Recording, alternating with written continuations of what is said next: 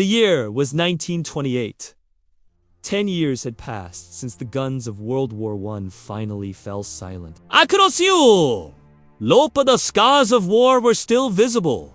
Broken towns, missing fathers, and millions of graves stretching across the continent. But in 1928, something unusual was happening. For the first time in years, people truly believed that another world war might never happen again.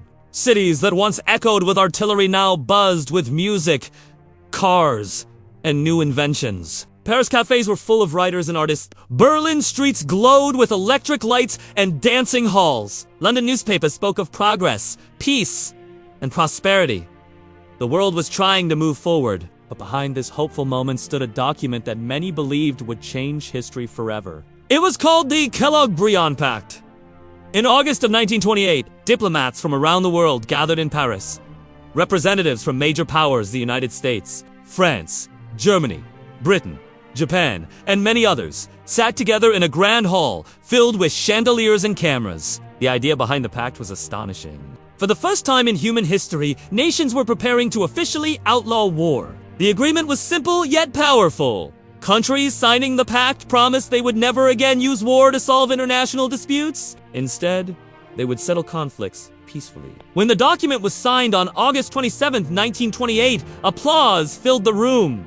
Journalists rushed to telephones to send the news across the world. Newspapers called it the pact that ends war. For millions of people still haunted by memories of trenches, gas attacks, and endless artillery, the announcement felt like a miracle. Across Europe! Veterans read the headlines quietly.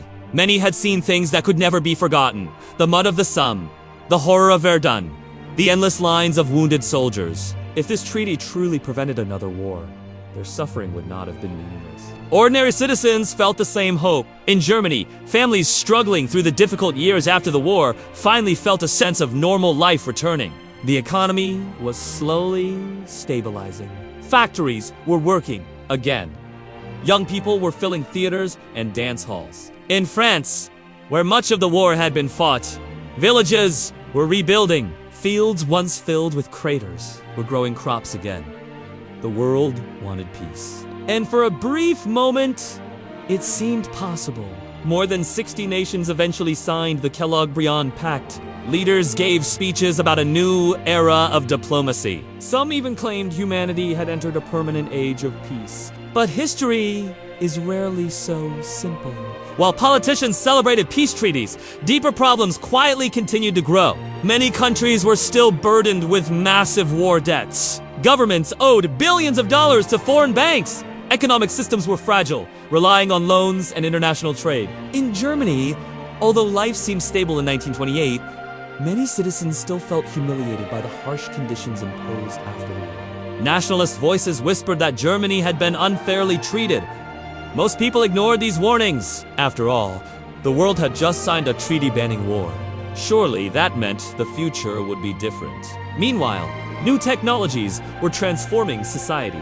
Cars were appearing on roads in growing numbers. Radios were entering homes, connecting people to music and news across vast distances. Airplanes, once fragile machines used mainly during the war, were becoming symbols of modern progress. The late 1920s became known as a time of excitement and change. In America, the stock market climbed higher and higher. Investors believed prosperity would last forever. Newspapers celebrated a modern world powered by science, industry, and cooperation. The horrors of 1914 to 1918 seemed like distant memories. Children born during the war were now teenagers growing up in a completely different world. A world of jazz music, cinema, automobiles, and international agreements promising peace. But beneath this confident surface, history was quietly preparing a different path.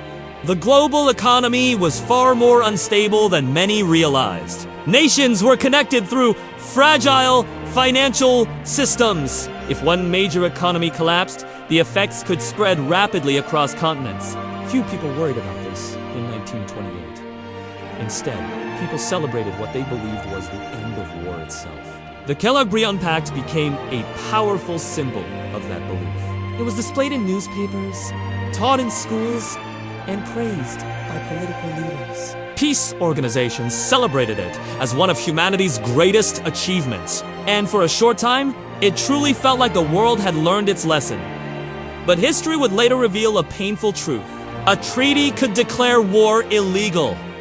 It could promise peace, but it could not erase fear, ambition, nationalism, or economic crisis. Within just a few years, the global financial system would collapse in the Great Depression of 1929. Extremist political movements would rise across Europe, and the fragile dream of permanent peace would slowly begin to crumble. Looking back today, the year 1928 feels like a strange moment frozen between tragedy and catastrophe.